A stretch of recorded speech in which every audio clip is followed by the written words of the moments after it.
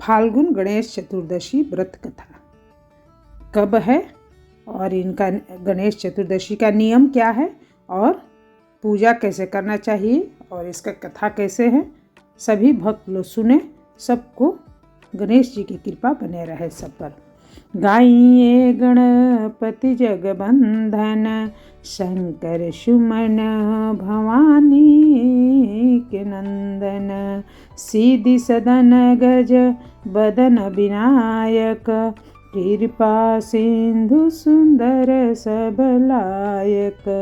मोदक प्रिय मुद मंगलदाता, विद्या बुद्धि बुद्धि विधाता। मांगत निशा कर जोरे, बसहि राम सिया मानस मोरे। जय गणपति बप्पा की जय, गणेश भगवान की जय। पते हर हर महादेव जी। पार्वती जी पूछती है हे गजानन, फाल्गुन कृष्ण चतुर्दशी को गणेश जी की पूजा कैसे करनी चाहिए? इस महीने में किन गणेश की पूजा होती है और हर आहार में क्या ग्रहण करना चाहिए? गणेश जी ने कहा कि हे माता, फाल्गुन चतुर्दशी को हेरंब नाम से गणेश जी की पूजा करनी चाहिए। पूजा का विधान पूर्वोक्त रूप से है। इस दिन खीर में कनेर के फूल मिलाकर गुलाब वास की लकड़ी से हवन करना चाहिए। विद्वानों को मत है कि आहार में घी और चीनी ले। इससे संबंधित एक पूर्व कली का इतिहास सुनाता हूँ। युधिष्ठिर के प्रश्न के उत्तर में जैसा श्री कृष्ण जी ने कहा था उसे मैं सुनाता हूँ।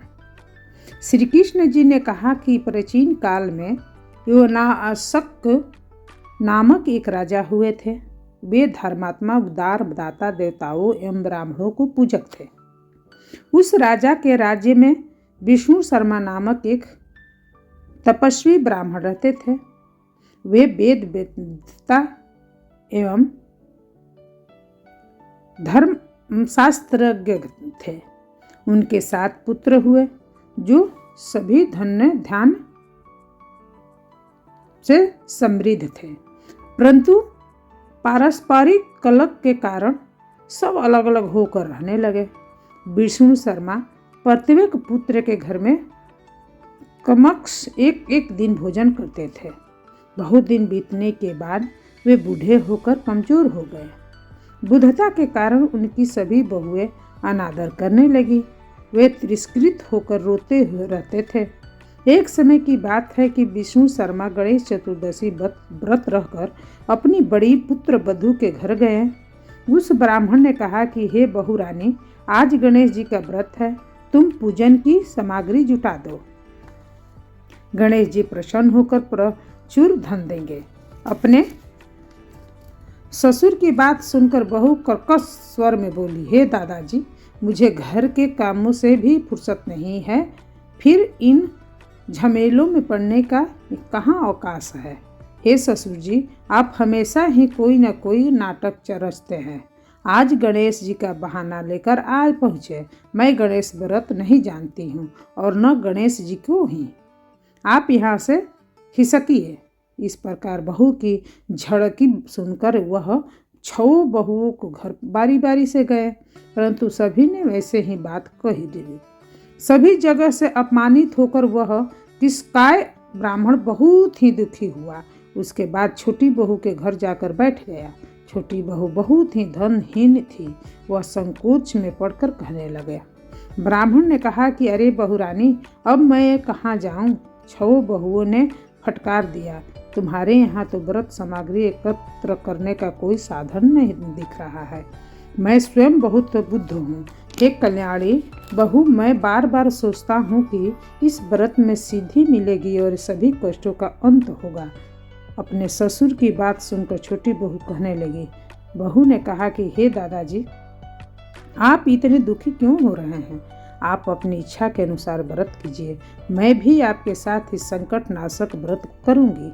इससे हमारे दुखों को भी निवारण होगा। इतना कहकर छोटी बहू घर के बाहर जाकर भिक्षा मांग लाई। अपने और ससुर के लिए अलग अलग लड्डू बनाए। चंदन, फूल, धूप, अक्षत, फल, नवेद और तंबुल उसने सब अलग अलग करके ससुर के साथ पूजन किया।